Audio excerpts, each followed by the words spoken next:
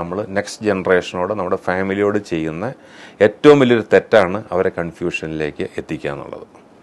അപ്പോൾ നിങ്ങളത് അതിൻ്റെ രീതിയിൽ ഇംപ്ലിമെൻറ്റ് ചെയ്യും എന്ന് വിശ്വസിക്കുന്നു. ഇനി ഒരു ഡൗട്ടോടെ എപ്പോഴും ക്ലാരിഫൈ ചെയ്യാറുള്ള കാര്യമാണ് നോമിനി.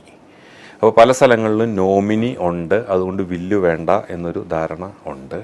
പക്ഷെ അത് ശരിയായ ധാരണയല്ല. നോമിനിയുടെ പൊസിഷൻ എന്ന് പറഞ്ഞാൽ ഒരു ട്രസ്റ്റി മാത്രമേ ഉള്ളൂ. അത് സക്സസറോ അതിൻ്റെ ഇത് വേണ്ട ആളോ ആവണമെന്നില്ല. ആ നോമിനിയാണെന്ന് വെച്ചിട്ട് നോർമൽ കേസിൽ അത് എടുത്ത് ഉപയോഗിക്കാനുള്ള അവകാശമില്ല.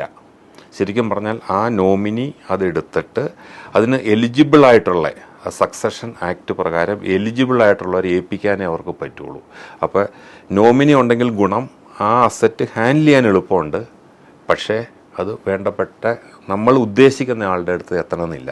ഇവിടെയും കൺഫ്യൂഷൻ ഉണ്ടാവാം. അപ്പോൾ ഈ നമ്മൾ പേഴ്സണൽ അസറ്റുകൾ ബിൽഡപ്പ് ചെയ്തിട്ടുണ്ട് എങ്കിൽ ഈ വിൽ പത്രമല്ലാണ്ട് നോർമൽ കേസിൽ കൺഫ്യൂഷൻ ഇല്ലാണ്ട് നമ്മുടെ പ്രിയപ്പെട്ടവർക്ക് അത് കൈമാറി സന്തോഷത്തോടു കൂടി അവരത് എൻജോയ് ചെയ്യാനുള്ള വേറൊരവസരവും വേറൊരു രീതിയും ഇന്ന് നിലവിലില്ല.